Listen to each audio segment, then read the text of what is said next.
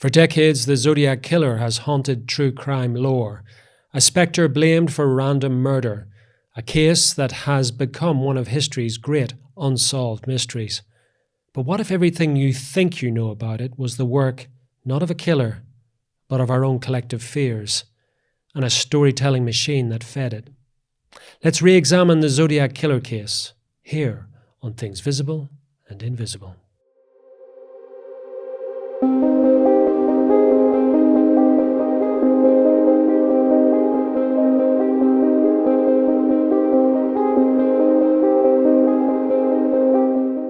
Eddie McNamara is a former police officer, now an author, and known for his eclectic writing and investigative perspectives.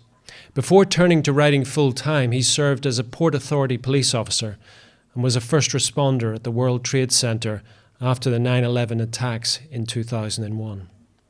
After his police career ended, he authored several books across different genres, including Zodiac Killer, the real story of a fake serial killer. He joins me down the line from his home in New York City. Eddie, welcome to Things Visible and Invisible. Thank you, Seán. Thank you for having me. Now, when I first came across your work, Eddie, I was a bit surprised because I thought all this Zodiac Killer stuff had been sorted out a long time ago, especially in regards to that Hollywood film that came out a few decades back. You would probably disagree. Yeah, I would definitely disagree, but you're right in terms of it was sorted out in terms of profitability. The David Fincher film, made $85 million at the box office, and since it's been on streaming, it's made even more. So it was a very profitable venture, but it was not a factual film, and it certainly didn't get to the bottom or sort of close the book on what the Zodiac Killer was. Okay, well, it was a great film, but we're going to get into your thesis, which I would suggest explodes the myths around the Zodiac Killer and everything associated with him or her or whoever it was. But before we do that, Eddie, I think we need to backtrack, and I think we need to take a little bit of a detour through what we know about the Zodiac Killer. Let's return to Northern California in 1968, and what happens next? So on December 20th of 1968, there were two high school students, David Faraday, 17 years old, and Betty Lou Jensen, 16 years old, and they're on a first date. And they end up at one of these like lovers lane places at Lake Herman Road. It's near Benicia, California, and it's near Vallejo, but it's an unincorporated area. So they're at this place where teenagers go to be alone, and someone shoots the both of them. Shoots David in the head once, execution style, and Betty Lou, apparently as she's running away, shoots her 5 times in the back. And the kids are murdered, and this investigation falls to the Solano County Sheriff's Office, and they have to, investigate this seemingly nonsensical murder of two really upstanding, square kids in the 60s. They're good kids, and the initial officers, they do their best, but they may have been a bit overmatched by what they were dealing with, and nothing comes of it. They never. They have some suspects, but they let them go. They clear them, and then. A few days later, and this has nothing to do with Zodiac, but on January 3rd, there's another murder of someone in a parked car in Vallejo, California, that they're dealing with. So now they have 2 of these cases, and they get nothing on that one either. So Zodiac, the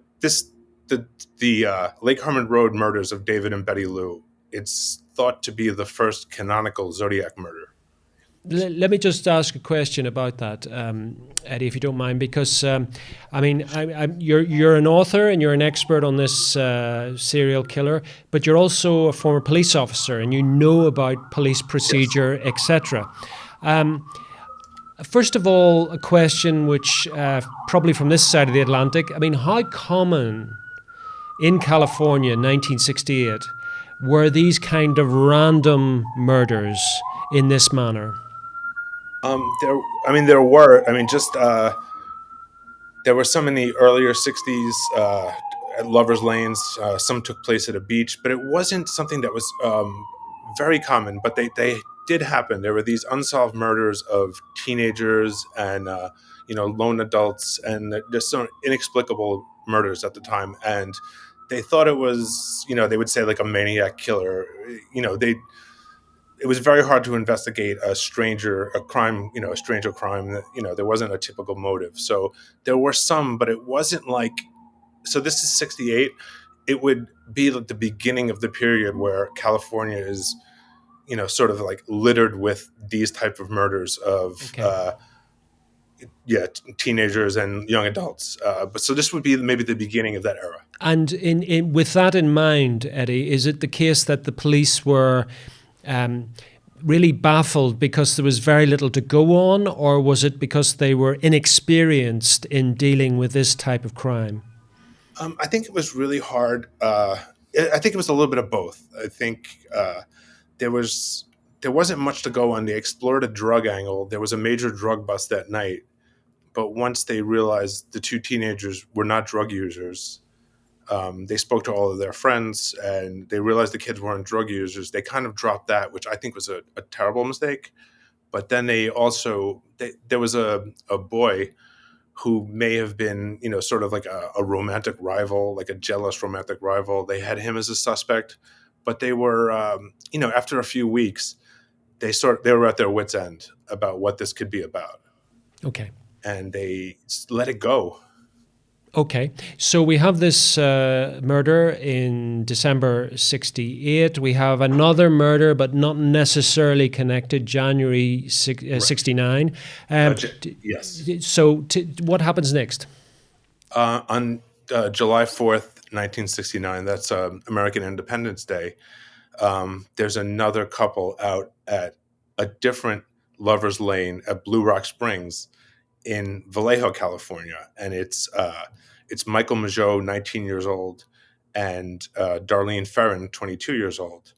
Darlene's married and has a child. Michael lives with his father, and they're, for some reason, they're at a lover's lane around midnight, and a gunman approaches them, shoots both. Michael lets out a big scream. The gunman comes back, shoots them some more.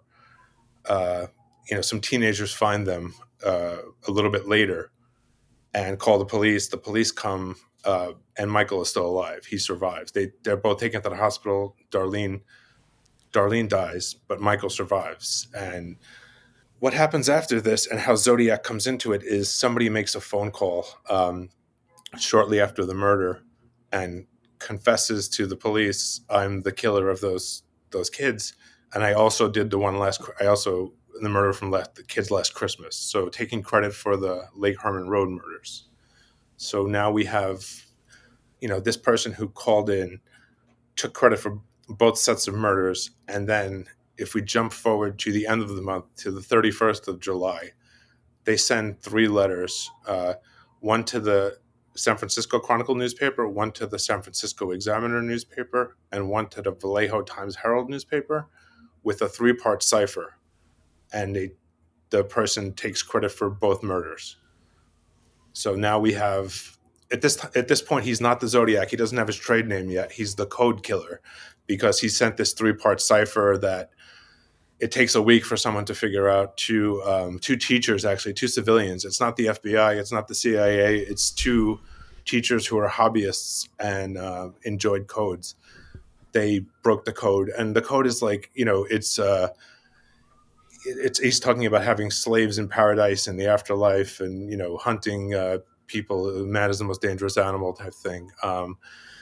And he's not yet the Zodiac. The police chief of Vallejo thinks this whole thing is nonsense and goads the letter writer into writing another letter. So on the 4th of August, the letter writer says, "This is the Zodiac speaking for the first time," and gives more information about both sets of murders. And according to the newspapers, these are things that only the Zodiac and the police would know. And, they're going with the story that the person writing the letters is indeed the killer because he knows things that are very specific to both crimes. So, is that the end of the killing spree? No, then it stops for a while, and then at Lake Berryessa, which is in Napa County, California, it's a bit of a distance from where they are, maybe 30 minutes driving from where they are. There's a recreation area called Lake Berryessa, and there's another couple, Brian Hartnell and Cecilia Shepard, and they're having a picnic by the lake. And now this time, a masked man with sort of like an executioner's mask, sort of the famous image of the Zodiac. Uh, he's wearing this mask with the Zodiac symbol on it, the crosshair symbol. And he approaches them with a gun, has them tied up, and then stabs them both. And help finally arrives. They're bleeding out for a while, but they're both alive. Help finally arrives. And unfortunately, Cecilia died in the hospital, but Brian Hartnell survived. So this is another instance of the male victim surviving. And he was able to give a description. And his description was very different, obviously because the man is wearing a mask, but also physically different than Michael Mageau's description from the 4th of July.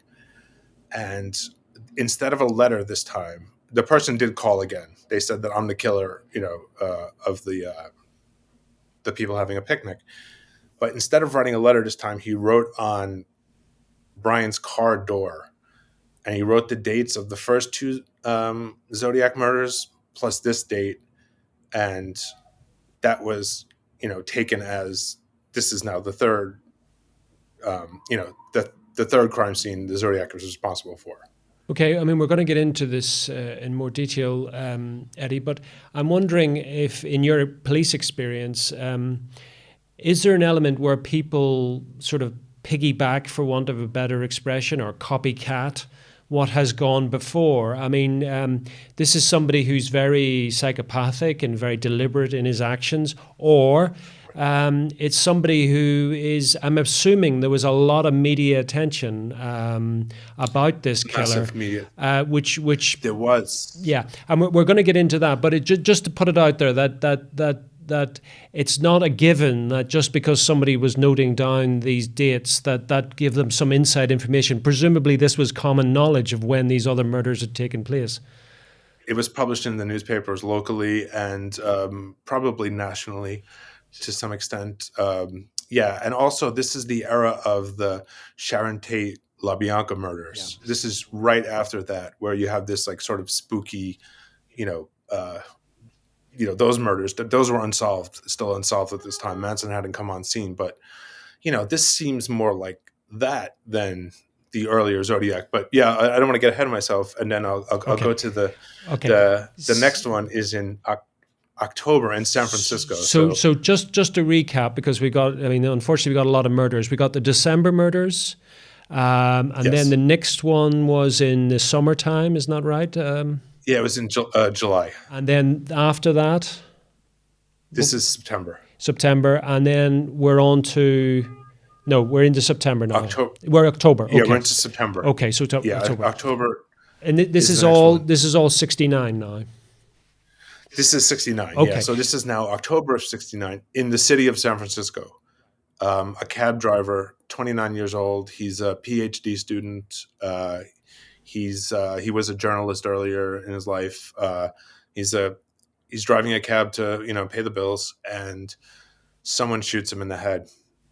And it looks like, to the police, it looks like a robbery gone bad, a gunpoint robbery of a cab driver, which is the area it happened in. There was a series of these gunpoint robberies of cab drivers in Presidio Heights is the area in San Francisco. It's kind of it's a wealthy area of the city, and cab drivers were being robbed at gunpoint there.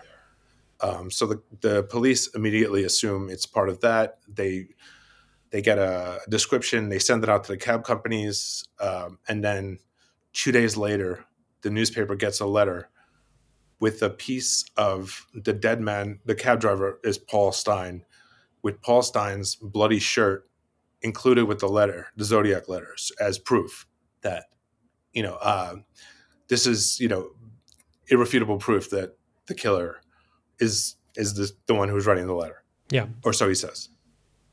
I mean, just on that instance, I mean, you've identified a number of letters. I mean, presumably forensics, I know they weren't as they are today, but presumably were there not ways in which they could test these envelopes or this communications or even the shirt? They did, actually. So the letters were dusted for fingerprints at the time. There was no DNA, but they did dust it for fingerprints. I think you could get blood type from saliva, but they didn't seem to have any luck with that. And as far as the shirt matched Paul Stein's blood type, and it matched his shirt. Like an area of his shirt was cut off, which isn't mentioned in any of the reports. But we can get to that later if you want. But this business of his shirt, it's to my satisfaction that was Paul Stein's shirt. I think they did a really good job of matching the blood type and matching the shirt, and I think it was certainly his. But the letters, now how the letters are being authenticated is it's one man. His name is Sherwood Marl.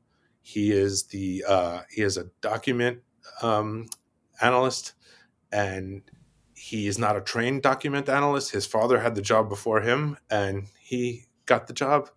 And he somehow managed to compare the handwriting from the letters, but also the handwriting that was on a car door, which, this is comparing apples to oranges. This would be left at right now, but in 1969 he did it, and he is authenticating these letters. So it's all by the say-so of one man named Sherwood Marl. Okay, so have we come to the end of this killing spree? Or is there more? The killings, yes, that's the final canonical Zodiac killing. Many enthusiasts, they believe there's a lot more connected cases, but the letters kept going until 1978. 78. And what? Yeah, mostly. What were they? Were they goading the police, basically? Well, the 69 letters are very specific to the crimes that happened, and those were very interested in the police tactics and what the police were doing. From 70 on, the letters take on a very different tone. It's almost as if the author's voice becomes completely different. This person is now quoting the Mikado. He's reviewing the Exorcist film. He's threatening he's threatening bombs. It's a very different. It was in the 69 letters. It's a lot of just the facts. Afterwards, he's asking people to wear a Zodiac button. It's almost he's making fun of the entire thing. It's a lot less, just the facts and serious, and I'm the killer, and this is what I did. Yeah. And this is how I got away with it. This now is a different voice. So if you were saying, like, if you read the letters in succession, it doesn't sound like the same person. Yeah. And there's a point in 69 where there's a cutoff, and 69 is the cutoff where it's, now it's just somebody messing around, and these letters are getting published because it's attached to a famous case. Now, I think I'm right in saying, Eddie, that the Zodiac Killer was never caught. Right. However, there has been an endless amount of speculation as to who he was, what his motivation was, etc. Your book, however, explodes, if you like, not just the concept of a killer, but also maybe shines a light on how we ended up with the construction, maybe a media construction of what was to happen next. However, we have come to the end of this episode, and we're going to go into the second episode with Eddie, and Eddie's going to I guess, Eddie, would it be fair to say that you're about to tell us all the things that we never really knew about the Zodiac Killer, and also to I hope so. deconstruct maybe some of the things we think we know about the Zodiac Killer? Yeah, I think that's exactly what I intend to do. I intend to take down this narrative. How did you get involved in this case and unearthing what you did in the first place? Yeah, I read a book that inspired me during COVID, and I guess it was a COVID obsession, right? We were all at home, and I read this book by an author named Jared Kobeck called Motor Spirit, and it was about San Francisco in the Zodiac era. And then I had read a book about the Patty Hearst kidnapping, Hmm. so I started becoming really interested in this kind of wild era. And I went online and found the Zodiac community, and I decided that I didn't necessarily agree with what a lot of the people were saying. So I went to the original sources. I went to the FBI reports and the police reports, and I started looking at that. And that didn't really mesh with what the sort of people who were selling Zodiac, the people who had Zodiac websites, and the people who made a film or wrote books about Zodiac. Those things didn't mesh with it. So I decided that it's during COVID. I have some time in my hands. I just finished a book, so I was waiting for that to get published, and I got really into this. So I decided to find out and research what the police thought was happening at the time and what other crimes were happening in the area that were similar to the crimes that happened. So if we took the Zodiac crimes as individual events, was there anything in that town at that time happening that was similar? So I followed this path. I obtained court records for different murder cases that had nothing, that are not canonically involved with Zodiac. I just wanted to get a sense of what was happening in the Bay Area at the time. I was following through with, I guess, an obsession or an area of interest, and I started finding out some really interesting things that went against, the story that what you see in the film or what you would read online at a Zodiac forum. Okay, so give us the first nugget, the first thing which made you suspicious of the official narrative. Okay, so in within the FBI reports, and that's on the FBI vault. You can see that online. It's publicly available. It's mentioned 3 times that the lead investigator of the Zodiac case from 1969 through 1978, Inspector David Toschi, had written letters as the Zodiac. And that's something I couldn't unsee, that the cop investigating it, wrote at least one, possibly 3, possibly more letters. And that stuck with me because no one was talking about that. That's something that was everyone was glossing over who had a vested interest in Zodiac, in writing a book or in producing a film. That the man in charge is manufacturing Zodiac evidence. He was investigated by his department. This was all over the newspapers in 1978. This was a massive story. He was exonerated by his department, but his chief went to the FBI and asked to have all of the letters from the time San Francisco police got involved until the 1978 letter that they believe this police inspector wrote, to see if they were written by the same hand. So his inspector went to the FBI, not even his own department, went to an outside agency to see if his guy was writing the letters from the time Paul Stein was murdered. And it was inconclusive. I mean, just you saying that, Eddie. I mean, that's it, to my ears. That's a pretty shocking statement. For anybody who hasn't watched the first episode, Eddie's background is not just as an author, but also as a police officer for many years in New York. Is it something you came across before in your professional work as a police officer, that police officers would do this kind of almost prankish type of thing? No, I mean it's so out of the box. It's such a wild thing that Yeah. like I couldn't figure out what the motivation was when I first saw this, and then I had researched more about the man, and the film Dirty Harry is based on him, and the film Bullet, with Steve McQueen, is also based on him, and So then I started looking at old newspapers, and I'm finding him in the newspaper an awful lot about sort of. Sorry, Eddie, just when you said that, the Bullet and Dirty Harry, their references to the Zodiac killings or to the police officer who was doing The this? police officer. They, He was the inspiration for the characters. really? Yeah. Wow.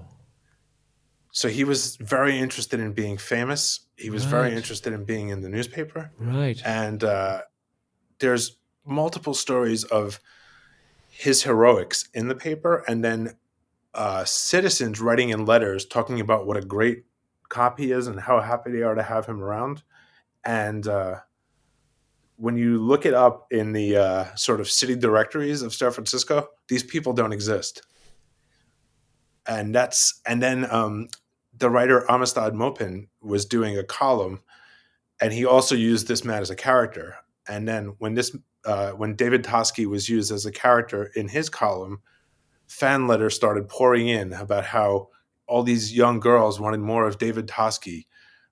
He's such a great character, and this is a 47-year-old man who, at that point, he's most famous for not solving Zodiac. So why are college age women so interested in this man? And it turns out that he wrote those letters as well, and he admitted to that much. So we got a real shady kind of character in charge of the operation. Okay, so you're painting a really intriguing picture here, Eddie. We've got a kind of Walter Mitty figure loose in the Yeah. San Francisco Police Department, but somebody who understands how to court publicity, who needs to, Yes. for some strange reason, to have these kind of fantasies fulfilled. I'm not sure how Hollywood then. I mean, he must have been.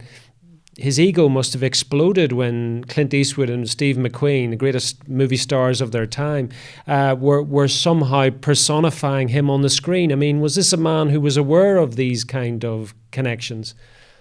Very much so. And he would always talk about who's going to play him in a movie that based on his life. And and this is during the Zodiac murders, right? So he's in charge of solving 5 murders, and he's using it in a large part to increase his public profile. And one of the Zodiac letters even says, like, I wonder who's going to play me in the film. And it's such a thing that everyone who knew this man or worked with him, his coworkers, said that he was constantly talking about who was going to play him in the film. And now the Zodiac, the person who was very different in the early letters writing, now there's no more ciphers. Now it's like, who's going to play me in a film? And it just reeks of I don't know, an inside job a little bit by this guy.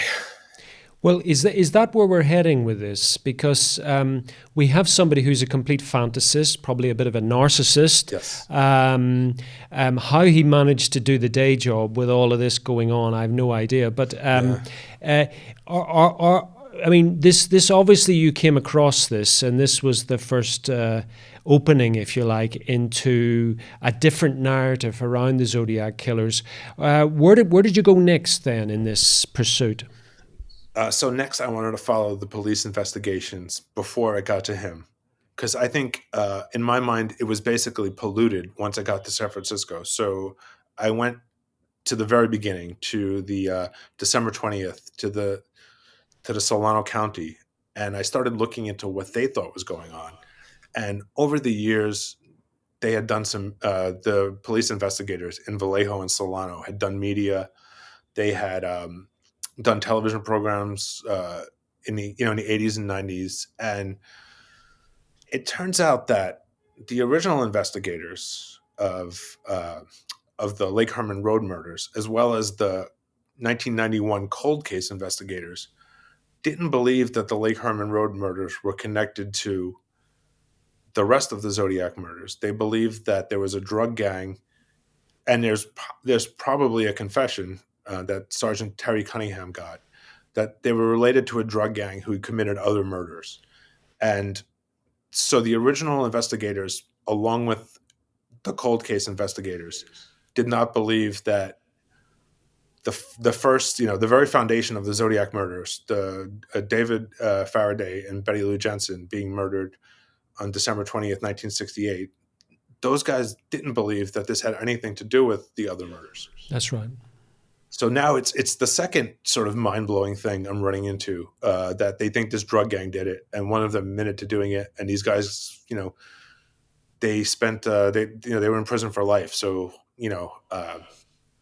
so that's another wild thing that's not in Fincher's film, and that's not in. And Fincher actually commented on that and said that in the book Zodiac Unmasked, he said that he believed that that drug gang, what they did, inspired the Zodiac. So he doesn't even believe the first two murders were Zodiac murders.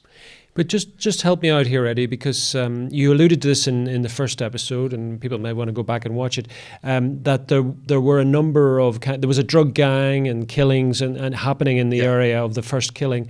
But why would this drug gang kill these two relatively young, relatively innocent kids who were out on a first date? What was the motivation, and was it just pure evil, or what was it? Well, there's two different thoughts on this from the original investigators. David Faraday was having trouble with the drug dealer at his school, and he had a confrontation with him at a restaurant and was talking about turning this person in to the police. Right. The night David and Betty Lou were murdered, there was a drug bust, which was supposedly at the time the largest bust in Berryessa, California to that date. Okay. Just 2,000 feet away from where they were murdered. Right. So it happened there and then, actually. The police taking back the drugs passed by the murder site and were called back to it. So it's, it happened within an hour or minutes. These two crimes happened, this big drug bust, and these two kids were killed. But other investigators and supposedly the confession, and these guys were sort of thrill killers. They shot up two gas station service attendants in June of '69, and one of the versions of the story is they just came upon these kids and shot them. Right. So that as far as motive goes, either is plausible, because I know that I've read a lot about these people. I've spoken to some of them. I've spoken to their girlfriends, their friends. And I've read court records of their murder trial, and they were both drug dealers and thrill killers. So either is plausible. Okay. So that's the potential, the first murder, kind of some sort of rationale. Yeah. What else did you discover then? Okay, so then the second murder, where Darlene Ferrin was murdered. That's right. Just tell people a little bit that was she was a slightly older woman with a younger man, and she was a married woman, I think, and with a kid, and then both of them were shot. A wife and mother. Exactly, and both of them were shot on July 4th in a similar kind of circumstance by a lake or a lover's lane or something like that. Yeah. Yes, they were at a lover's lane on a holiday night, she was 22 years old, so she was an adult, and she was dating. She had a husband. Her husband was working at the time, so he's not the shooter. He was working late at a restaurant. He was a cook. So she had a husband, and then she was dating lots of other men in Vallejo. And her husband she would somehow force her husband to meet these men, or somehow get her husband to meet these men. I'm not entirely sure what was going on with them. But it comes out the day after her murder. Her sister shows up to the murder site and says to the police, this guy, George, has been basically stalking my sister and harassing her. So the police start looking into this George guy. And the survivor, Mike, he had a twin brother. The twin brother tells the police that this George guy, he's a bartender in Vallejo. George broke into Darlene's house, threatened to rape her if she didn't consent to having sex with him, and she apparently talked him down. This guy's, she's deathly afraid of him. So everyone, so Darlene's family and people who know her are saying that Darlene is deathly afraid of this George character. It takes the police a week to finally catch up on him, and he lives near Napa, California. He lives in Yountville at the time, which is right near Napa. And they they talk to him. Oh, also there's a strip club called the Cat Pad, and it's like where a lot of like drug activity is going on and a lot of criminal activity is going on. He's a regular there. He's there every night, and he apparently, well, supposedly confessed to another patron, who then told the waitress, who then called the police. So the police came to the Cat Pad, looking to talk to the witness about George bragging about killing Darlene. So all this sort of happens, and it takes the police a week to find him. They finally find him. They go to his home. They speak to him, and he has this alibi that he was watching fireworks on July 4th, and the only person who can vouch for it is his wife. And he says he's in bed by 11 o'clock, and the murder doesn't happen until after midnight. He's, I believe, 27 minutes away from Blue Rock Springs, so it's a flimsy alibi, but they sort of let it go, and then they go on strike, which is unheard of in the United States. The police department and the fire department on the 7th, so they catch up to him on the like the 14th of July, and on the 17th of July, the police and fire department go on strike. And so then it's a city of 66,000 people. Their entire police department is on strike except for the senior management. There's lots of pranks being pulled. People are setting off. There's 35 false fire alarms a day happening as opposed to none before that. So there's a lot of sort of labor activity and, sort of really subversive activity happening during this time. The investigation is lost during this time. And George Waters sort of slips through the cracks.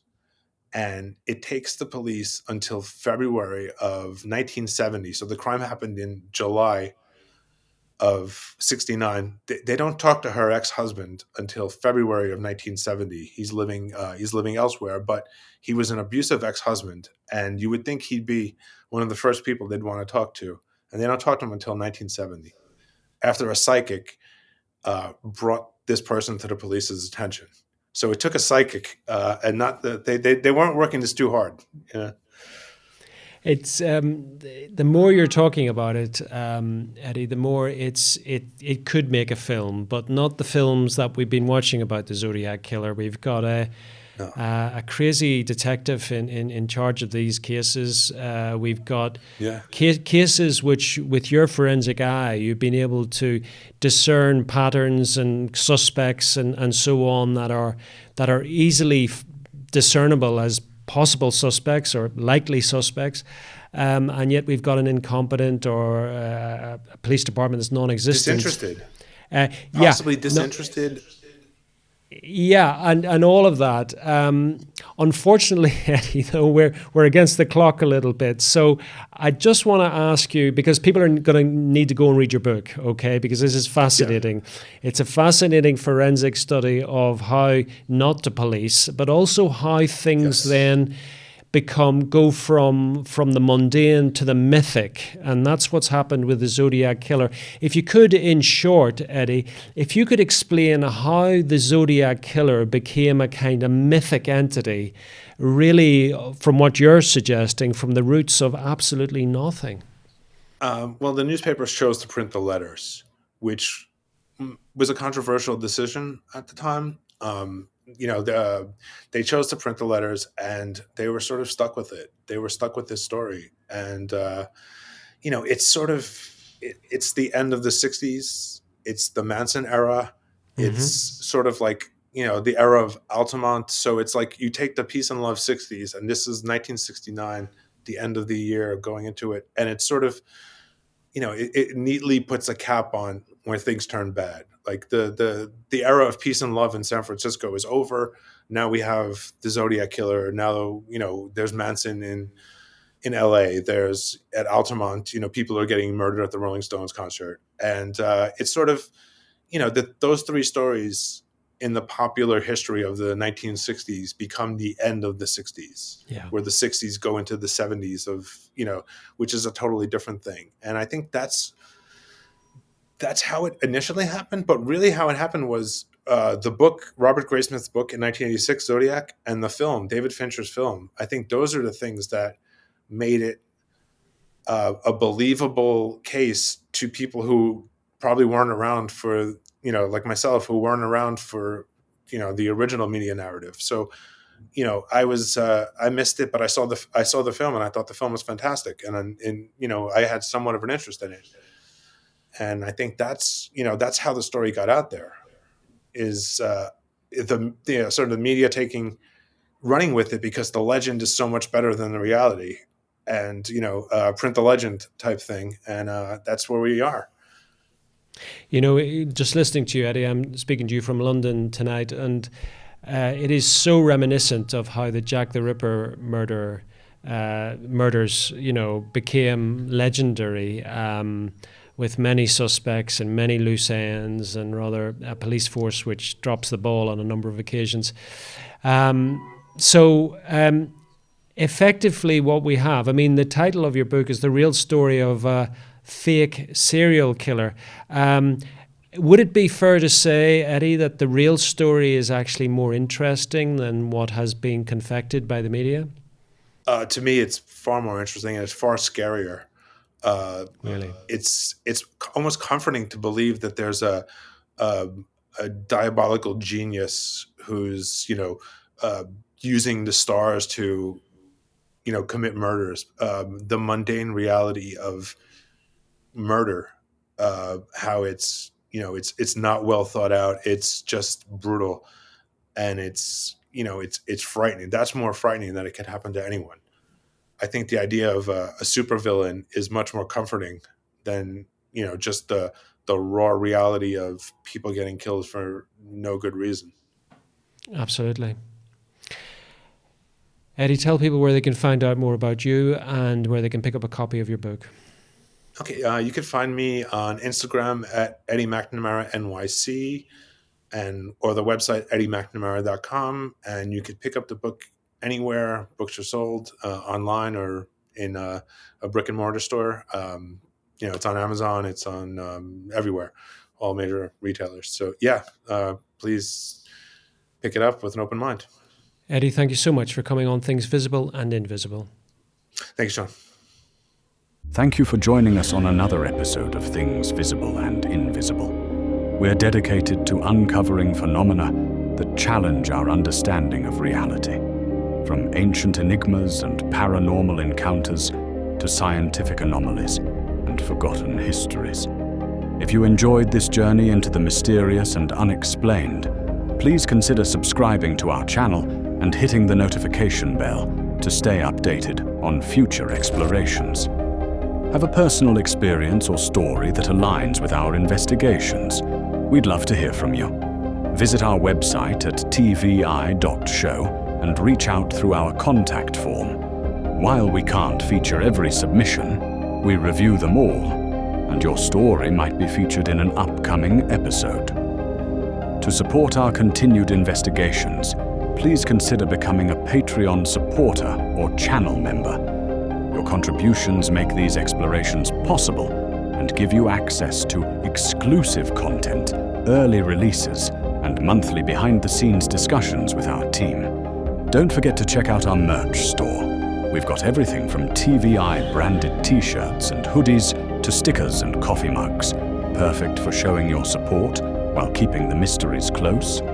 Thank you for watching, and we'll see you next time as we continue to explore the things visible and invisible.